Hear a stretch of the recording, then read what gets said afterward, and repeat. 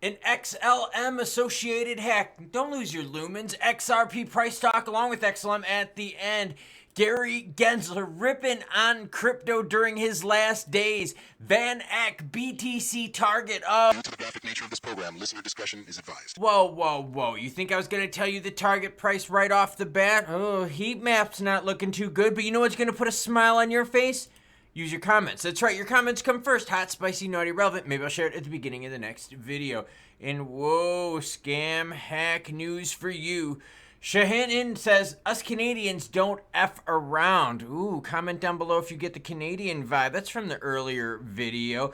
Joseph Anduar says, third bull run here. This one should retire me, hopefully. B-Day around the corner, too. Happy birthday to me. Happy birthday to you, Joseph. What else do we got for you? Chris B says, hey, Klaus, when XRP hits 100, we're going to go party in Mexico for a week and check out the Canadian flag. That's right, we're keeping up with the Canadian theme. Yes, I am traveling here soon internationally for a long period of time. I am going to bring the channel with me, so don't worry. We're going to be doing the news. We're just going to be doing it in foreign lands for a while. Bitcoin's sitting at 89,259. Well, ETH is 3127. BNB at 625. ADA, look at this, pulling back even more, deep in the red, down 8% at 54.9. XRP at 71 cents. Doge down to 39.1, down 8%. PayPay still deep in the green, but here's the deal. Some profit taking going on in the market. But people are pricing in optimism long-term as well. Van Eck sets a new Bitcoin target of 180,000. And guess what? That's not a long-term target they're talking about in 2025. He also mentioned the imminent change in government sentiment towards Bitcoin. According to him, Trump-led cabinet has several pro-Bitcoin officials ranging from the VP to the National Security Advisor. Now remember, Trump wants to make a strategic reserve, BTC. That's one of his plans. Dude, 180,000 BTC in 2025? What would that do to alt prices? Wow. Following the bullish momentum surrounding by Bitcoin, Siegel projected that it would play 180,000 by the end of the cycle to play out next year. 180,000 target requires Bitcoin's price to surge by 97%. I don't think that's too crazy. It's high, yeah, but if we start doing good with rates coming down, if inflation stays nice and low, if we can put an end to some of this Middle East war action, if we could get out of the whole Ukraine situation, you could get some more confidence in the world and capital would definitely flow. My man, is definitely on the way out, but for real, Gary is going to get a job in the private sector and he's going to get paid a lot more. Like a shit ton more. So watch what happens. Gary going to resign, but he's going to get paid because he's going to have another job lined up. SEC Chair Gensler urges crypto to comply with the rules as time leading the agency nears to an end. This dude does not fucking stop. Putting this into context, aside from Bitcoin, Ether, and stablecoins, the rest of the market approximates 600 billion. That's less than 20% of the whole crypto market and less than 1/4% of worldwide capital markets. He's basically ripping on alts, saying they're just all pieces of shit. He's basically, again, going with Ethereum, Bitcoin, and stablecoins. Gensler's comments come after Trump won the election. Trump said he would fire Gary Gensler on day one. It would be interesting to see how the courts rule on that. We haven't had that precedent yet, so that could be something kind of interesting to watch. Gensler also made a few comments on Thursday about working at the SEC. Hey, that's today. That's why you use the subscribe button, because this is hot news. It's been a great honor to serve with them, doing the people's work and ensuring that our capital markets remain best in the world. I've been proud to serve. Jesus, this sucks balls. I'm not reading this crap. Dude, you didn't catch Sam Bankman-Fried. You didn't catch Mashinsky. You didn't get Do Kwon. You didn't get Suzu or Kyle Davies. Sam Bankman-Fried. You met with him how many times? So, I don't know. Were you really protecting capital markets? Let's talk about the hack. This is from Stellar. And by the way, as always, every article you see in this video and all my other ones, they're all linked in the description below. Happy Thursday, everyone. It's from Stellar. It says, this is fake. Tomer was hacked. Do not click on the link or engage. It was a tweet from Tomer Weller. It says, big news for the Stellar community. The first XLM airdrop is live now on Ethereum network. That's fucking nuts. That should be your first problem right there. the address from claim.SOLANA. Don't click on any of this bullshit. The reason I am sharing with this is because Bangkok, Stellar, right? There's some hoopla, some excitement, some oomph going on, right? So there's a lot of traffic. So of course hackers are going to go after stuff, right, when there's a lot of traffic. So people are going after this, blah, blah, blah. All right. The reason I'm sharing this is because Build on Stellar, right? We're talking about Sorban, said this. Do not click the link account compromise. This is a false post. There is no such program. Do not click or engage. It says, please amplify to help protect community members. As much as I'm not happy with the performance of Stellar, and I think a lot of us could say the same thing, the performance really just hasn't been. I mean, for a year, we're pretty much even. We're up 1% for the year. But you still got to treat people with respect.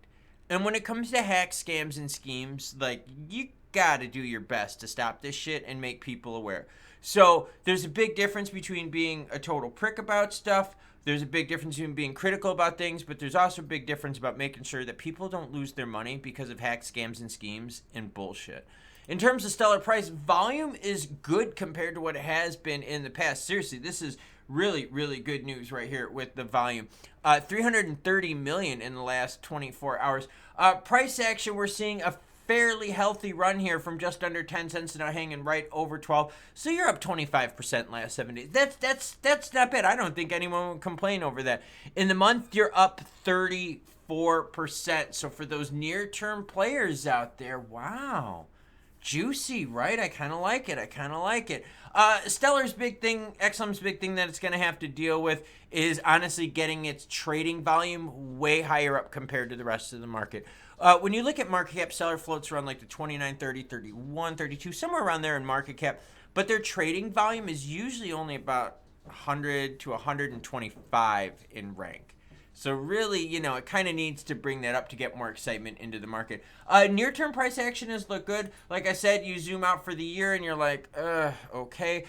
In terms of resistance points here, and then we're going to get into XRP price talk. In terms of resistance points, honestly, you got to look in a little bit closer. So we go to the 15-minute on here, and you could see these moves right up here was when XLM hit a high of 14.15. Was pushed down, regained some support. The secondary high after that move was sitting right at, hold on if I can get my cursor over, right at 1336. So holding its own. I mean, holding above 12 cents, fairly strong. Volume is keeping it up. Going to be interesting how this plays out over the weekend, if the excitement continues, if it's buy the rumor, sell the news.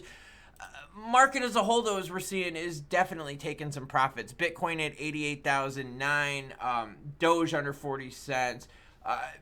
It's typical, right? Not every day is going to be a green candlestick day. Now, earlier with XRP, we talked about XRP trying to make another run to 75 cents. And you can see right now we're sitting at 71.32. Over the last 7 days, up 31%. Very healthy move over the last 7 days. Over the last month, 32%. So really, this action has come within the last 7 days.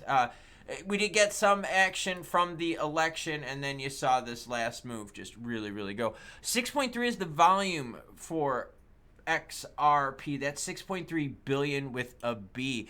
Going to the candlestick shows us exactly what we've seen across the rest of the heat map, and that is some profit taking here. This big candlestick right here was the test. Rejection, and from that point, it's been going on down. It was a high of 75.48. Like I said, we keep trying to hit that 75. We're just not able to hold it just yet. The low on this candlestick was at 70 cents on the dot. So that tells you where people were getting back in, and right now we're sitting at 71.26. Volume looks good. Looks healthy here. We've got a lot of optimism in the market. You're going to have a lot of products. XRP ETFs coming out here, a whole slew of them. Big changes, and these changes just happened recently. But the overall story is profit taking right now is happening in the crypto world. So we talked about this over the last several days, that the market's probably going to be taking some profits, and hey, we're all okay with that. Now, as long as we can hold on to these some key levels or stay near them, we're going to be doing okay. Bitcoin at that 90,000 markets right now, sitting at 89 at 283. XRP, right? We've seen the whole move with 75 cents being rejected, but hey, we're above 70 cents right now. Let's just hope the weekend isn't soft. That's kind of the only thing I'm really looking at. In terms of Gensler, look, dude's probably going to go private. Seriously, private industry, get paid a ton more and be done with the government stuff. I mean, why would you want to work somewhere knowing that, you know, the president just personally has like a hard on for you and just has it out for you? Like, why would you want to work? Like, why would someone as successful as Gary, as high as he's gotten, want to subject himself to a hostile environment where maybe he's not enjoying it? Wouldn't you want to enjoy your job? Like, and you know with his connections, as much as he pisses people off with his connections are worth a lot of money. Yeah, his expertise, as much as he pisses people off. Remember, 50% of the population's really into Gary G and likes what he does. A lot of capital markets, a lot of traditional banks love Gary G. So I'll keep you up to date as we know what happens more with the market. But let's pay attention to the volume. Hopefully Friday is hot and sexy AF, because I'd love to report more good news. Because remember, it's my job to bring you the news, whether it's good or bad, happy or sad. But whoa, is it so much better when I can bring good news. Choo-choo, bitches.